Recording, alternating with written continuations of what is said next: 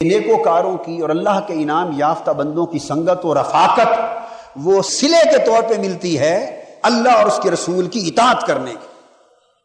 اللہ اور اس کے رسول کی اطاعت کرو تو اس کے صلہ اور جزا کے طور پہ تمہیں اللہ کے مقرب اور محبوب بندوں کی سنگت عطا کر دی جاتی ہے، اور یہ اتنا بڑا صلہ ہے کہ یہ اس ثواب کی جزا سے بھی کروڑہ درجے بلند ہے۔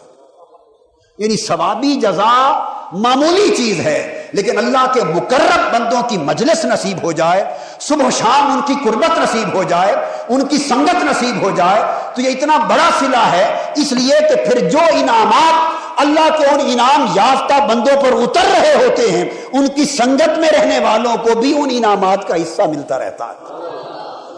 مالا اعلیٰ کی جو برکات، جو انوار، جو تجلیات، جو فیوزات اور جو توجہات الہیہ اور جو توجہات نبویہ ان مقرب اور نیک بندوں کو ہر وقت ان پہ اترتی رہتی ہیں اور ان کو ملتی رہتی ہیں، جو ان کی سنگت و رفاقت میں آ جاتے ہیں وہ قریب بیٹھنے والے ان فیوزات سے محروم نہیں کیے جاتے، ان کو بھی ہر فیض میں سے کچھ نہ کچھ حصہ بقدر ظرف ملتا رہتا۔ تو اندازہ کریں، ثواب تو ملا ایک جزا کے طور پہ، جس نے جتنا عمل کیا اس کا ثواب مل گیا، 10 گنا مل گیا، بھائی 100 گنا مل گیا، ارے 700 گنا مل گیا۔ ثواب کی تو ایک حد تھی جو ہر ایک کو عمل کے مطابق مل گئی، مگر یہ اللہ اپنے ولیوں، محبوبوں، مقرب لوگوں اور نیکوکاروں کی سنگت دے دے، یہ ایک ایسی جزا ہے کہ جس کی کوئی حد ہی نہیں ہے۔ اس لیے کہ جو اس کے مقرب بندے ہیں ان پر تو 24 گھنٹوں میں دن رات اور صبح و شام لمحہ بہ لمحہ اس کی انوار و تجلیات اتر رہے ہیں، اور اگر ہر لمحہ انوار و تجلیات جو اترے وہ ان کے رفیقوں کو بھی اس میں سے حصہ ملتا رہے، ان کے سنگتیوں کو بھی اس میں سے خیرات ملتی رہے، ان کی صحبت، مجلس اور قربت میں بیٹھنے والوں کو بھی اس میں سے کچھ نہ کچھ ہر وقت دولت نصیب ہوتی رہے، تو یہ وہ حساب ہے جس کا کوئی کتاب ہی نہیں، یہ وہ حساب ہے جس کی کوئی شمار اور کتاب بھی نہیں ہے۔ یہ بہت بڑی عظیم جزا ہے۔ مثلا اس کی میں ایک مثال دیتا ہوں۔ جب یہ آیت کریمہ اتری حضور صلی اللہ علیہ وآلہ وسلم پر، ان اللہ و ملائکتہ یصلون علی النبی، کہ اللہ اور اس کے فرشتے رسول پاک صلی اللہ علیہ وسلم پر درود بھیجتے، آقا علیہ السلام پر درود بھیجتے۔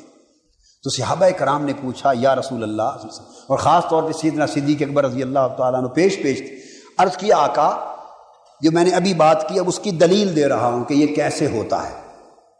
یہ 2 دلیلیں دوں گا۔ تو سوال کیا آقا آپ پر اللہ کی جو نعمت اترتی ہے ہمارے حسب حال اور قدر ظرف اس میں سے ہمیں بھی حصہ کچھ نہ کچھ ضرور ملتا ہے۔ جو کچھ اللہ پاک آپ کو عطا فرماتے ہیں اس میں سے ہمیں بھی، چونکہ ہم آپ کے غلام ہیں تو آپ کی سنگت اور غلامی کے صدقے سے اور پیروی کے باعث ہمیں بھی اس میں سے کچھ حصہ ملتا ہے۔ یہ نعمت جو اللہ نے آپ کو عطا کی کہ اللہ اور اس کے فرشتے آپ پر ہر وقت درود بھیجتے ہیں، تو کیا اس نعمت میں سے بھی ہمیں کچھ حصہ ملے گا؟ اب بات کو سمجھ گئے نا کہ آپ پر تو اللہ درود بھیجتا ہے اور فرشتے بھی بھیجتے ہیں، تو کیا اللہ اور اس کے فرشتے درود بھیجے آپ پر تو اس میں سے کچھ ہمارے ساتھ بھی یہ معاملہ ہو سکتا ہے کہ ہمیں بھی تھوڑی سی خیرات مل جائے؟ یہ سوال کرنے کی دیر تھی، رب کائنات نے فرمایا جبرائیل جا اس سوال کا جواب میرے محبوب کے پاس لے کر پہنچ، اور آیت اتری هو الذی یصلی علیکم وملائکتہ لیخرجکم من الظلمات الی النور۔ اے میرے محبوب کے غلاموں سنو، وہ رب وہ ہے جو اپنے پیغمبر پر تو صبح و شام وہ اور اس کے فرشتے درود بھیجتے ہی ہیں، مگر وہ صحابہ اور جو غلام میرے محبوب کی غلامی میں آ گئے ہیں قیامت تک اللہ اور اس کے فرشتے ان پر بھی درود بھیجتے ہیں، ان پر بھی درود بھیجتے ہیں۔ یا ایھا الذین آمنوا اذکروا اللہ ذکرا کثیرا وسبحوہ بکرۃ واصیلا۔ اے ایمان والو صبح و شام اللہ کا ذکر کیا کرو، اس کی تسبیح کیا کرو۔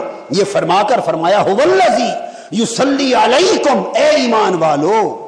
یہ صرف صحابہ کرام کے لیے خاص، آپ کے لیے بھی ہے، آقا کی پوری امت کے لیے ہے، اور قیامت تک آقا کی پوری امت اس فیض نبوی میں سے اپنے اپنے حسب حال حصہ پاتی جا رہی ہے۔ فرمایا اے ایمان والو اگر تم اسی راہ پر قائم رہو تو سنو جو فیض اللہ نے اپنے پیغمبر پہ کیا ہے، پیغمبر پر تو اس لیے کیا کہ وہ اس کا حقدار تھا، اور تم پر پیغمبر کے صدقے میں یہ خیرات ہو رہی ہے کہ وہ ذات تم پر بھی اور اس کے فرشتے بھی اسی طرح درود بھیجتے رہتے ہیں۔ هو الذی یصلی علیکم وملائکتہ، اللہ اور اس کے فرشتے تم پر بھی درود بھیجتے رہتے ہیں۔ حضور پر درود بھیجنا ان کی شان اور مرتبے کے لائق، اور اس میں سے امت کو یہ حصہ ملنا امت کی اور ہر شخص کی شان اور مرتبے کے لائق۔ اور ایک مقام پر فرمایا اولئک علیہم صلوات من ربہم ورحمہ، بس صبر کرنے والے مومن لوگ وہ ہیں کہ ان پر اللہ پاک کے درودوں کی بوچھار اترتی رہتی ہے۔ صلوات من ربہم، درودوں کی بارشیں ہوتی رہتی ہیں مومنوں پر۔ تو حضور علیہ السلام پر بھی ہوئی اور آقا کے صدقے پوری امت کو بھی حصہ بولیے مل گیا۔ تو قرآن کی دلیل سے یہ بات ثابت ہو گئی نا۔ اب یہاں سے جو نکتہ سمجھنے والا وہ یہ، بعض لوگوں کا کبھی کبھی یہ سوچنا کہ جو عمل کرتا ہے بس اس کی جزا اسی کو ہے۔ آپ جو بزرگوں، ولیوں، نیکوکاروں کے اور اچھے لوگوں کے ساتھ جانے کا لالچ کرتے ہیں تو آپ کو کیا ملتا ہے؟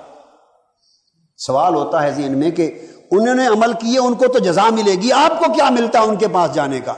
آپ اپنا جو عمل کریں گے تبھی آپ کو کچھ مل جائے گا؟ نہیں۔ تو قرآن اس کا جواب دیتا ہے بھئی درود تو بھیجا گیا حضور پر، درود تو بھیجا گیا حضور علیہ الصلوۃ والسلام پر، مگر امت کو حضور کی غلامی کی نسبت سے قیامت تک اس میں سے حصہ مل گیا۔ تو یہ ہماری خاطر نہیں، یہ حضور کے صدقے سے ملا، یہ حضور علیہ الصلوۃ والسلام کے صدقے سے ملا۔ تو گویا اگر کوئی تعلق پیدا کر لیتا ہے تو اللہ پاک پھر چھانٹی نہیں کرتا، وہ چھانٹی کہ جس پہ کرم کرنا ہے اس کے سنگتیوں کو چھانٹ کے الگ بگا دے، ذرا باہر نکل جاؤ، ایک طرف ہو جاؤ، میں کرم کر رہا ہوں، نور بھیج رہا ہوں، رحمت بھیج رہا ہوں، برکت دے رہا ہوں، تم ذرا ایک طرف ہو جاؤ، میں صرف اپنے ایک بندے کو دے رہا ہوں۔ نہیں، جس بندے پہ وہ کرم کر رہا ہوتا ہے وہ بندہ بھی سخی ہوتا ہے، وہ بندہ بھی سخی ہوتا ہے، اور اللہ کی رحمت بندوں سے بھی زیادہ سخی ہے۔ اگر یہ اصول بالفرض فرشتہ کوئی کہہ بھی دے، ہوتا نہیں ہے، سمجھانے کو کہہ رہا ہوں، اگر فرشتہ بھی کہہ دے تو وہ بندہ یہ عرض کر دے گا مولا اگر میرے سنگتیوں کو بگا کر صرف مجھ پر رحمت کرنی ہے تو پھر میں ایسی رحمت کو قبول نہیں کرتا، وہ جو میری سنگت والے ہیں ان کو بھی شریک کر۔ اللہ کی رحمت جواب دیتی ہے بندے اگر تو بندہ ہو کر اتنا سخی ہے تو میں تو رب کی رحمت ہوں، میں تجھ سے بھی زیادہ سخی ہوں، لہٰذا جس پہ رحمت ہوتی ہے اس پر ہوتی ہے اس کی عمل کی بنا پر، اور جو اس کی سنگت و رفاقت میں آ گئے ہوتے ہیں ان کو ان کی مخلصانہ سنگت و رفاقت کے سلے میں اس رحمت میں سے بقدر ظرف حصہ آتا ہوتا۔ تو صحبت میں بیٹھنے والے اور قریب رہنے والے اور سنگت و رفاقت اختیار کرنے والوں میں سے بھی کوئی محروم نہیں رہتا۔ اب سمجھ گیا نا رفاقت کا معنی اور سنگت کا معنی، یہی صحبت ہے۔ اور دوسری دلیل حدیث پاک میں بخاری اور مسلم، ترمذی، ابو داؤد، یعنی پوری سیاستہ میں متفق علیہ اور صحیح حدیث ہے، وہ حدیث جو آپ نے کئی بار مجھ سے سنی کہ فرشتے زمین پر اترتے ہیں اور ذکر والوں کی مجلس کو تلاش کرتے ہیں، اور جب کوئی اللہ کا ذکر کرنے والے بندوں کو دیکھتے ہیں تو وہ دوڑ کر اس کی مجلس میں شریک ہو جاتے ہیں، اور مجلس سے ذکر میں اور ذکر کرنے والے بندوں کی مجلس میں اینڈ تک بیٹھے رہتے ہیں، مجلس برخاست ہو جاتی ہے۔ تب فرشتے واپس اللہ کی بارگاہ میں جب جاتے ہیں شام کو تو اللہ پاک پوچھتا ہے کہاں سے آئے ہو؟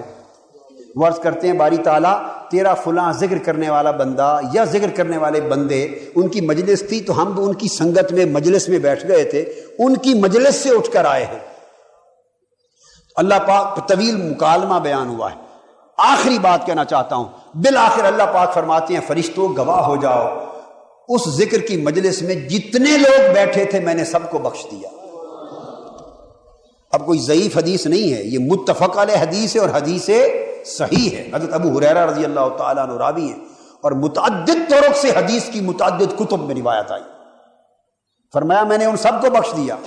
وہاں ایک فرشتہ کھڑے ہو کے عرض کرتا ہے کہ باری تعالیٰ تو نے اس مجلس کے سارے لوگوں کو بخش دیا، اس میں تو کچھ ایسے لوگ بھی تھے جو یوں ہی اپنے کسی کام کے لیے جا رہے تھے، اپنے کسی کام کے لیے جا رہے تھے، یعنی مثلا اس گلی سے گزر رہے تھے، وہی سیڑھیوں سے بھی نیچے، گزر رہے تھے، مثال دے رہا ہوں، اور اپنی سبزی گوشت لینے جا رہے تھے، ٹنڈے لینے جا رہے تھے، کدو لینے جا رہے تھے، گوشت سبزی لینے جا رہے تھے گھر کی ہنڈیا کے لیے.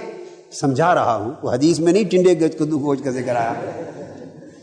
اپنے کام کے لیے جا رہے تھے، تو وہ تو ذکر کی خاطر آئے بھی نہیں تھے. ذکر کی خاطر تو یوں ہی چلتے چلتے انہوں نے دیکھا کہ چلو دیکھو تو صحیح کیا ہو رہا ہے، تو مجلس میں رک گئے. تو کیا باری تعالیٰ آپ نے ان کو بھی بخش دیا؟ اللہ پاک نے فرمایا ہاں، مجھے اپنی بخشش کی اور اپنی عزت کی اور اپنی غیرت کی قسم، میں نے ان کو بھی بخش دیا. اس لیے کہ میرے جن بندوں کی مجلس میں بیٹھے تھے وہ اتنے اونچے لوگ ہیں کہ جو ان کی سنگت میں بیٹھ جائے وہ بھی محروم نہیں رہتا. جو ان کی سنگت میں آ جائے وہ بھی محروم. تو میری رحمت یہ گوارا نہیں کرتی، اور ان بندوں سے میری محبت یہ گوارا نہیں کرتی کہ ان کو بخشوں چن کے اور جو عارضی طور پہ کھڑے ہو گئے تھے ان کو نکال دوں. نہیں، وہ شکوہ کریں گے مولا تیری اتنی وسیع رحمت اور تو نے ان کو نکال دیا. چلو وہ آ تو گئے تھے نا کسی بہانے، ان کو بھی حصہ دے دیتا، تو میں نے بخشش کا حصہ ان کو بھی عطا کر دیا. اب یہ میری یا آپ کی کہی ہوئی بات نہیں ہے، کوئی اعتراض کر دے، یہ حدیث سے صحیح ہے اور متفق علیہ حدیث، اس کا انکار صاحب ایمان کوئی نہیں کر سکتا. تو کیا پتہ چلا اس میں پیغمبر کی بات نہیں ہے، اس میں امت میں سے نیک لوگوں کی بات. تو جو نیکوکاروں اور ذکر شعاروں کی مجلس میں آ جائے اور چلتا چلتا یوں ہی رغبت پیدا ہو اور بیٹھ جائے، اس کو بھی حصہ مل جاتا ہے. کیوں کہ اسی طرح بیٹھنے سے ہی تو ہلکا پھلکا رنگ چڑھنے لگتا ہے. ہلکا پھلکا تو اللہ پاک محروم نہیں کرتا. سب سے پہلے نئی ویڈیوز کو حاصل کرنے کے لیے شیخ الاسلام ڈاکٹر محمد طاہر القادری کے آفیشیل یوٹیوب چینل کو سبسکرائب کریں اور بیل آئیکن کلک کریں.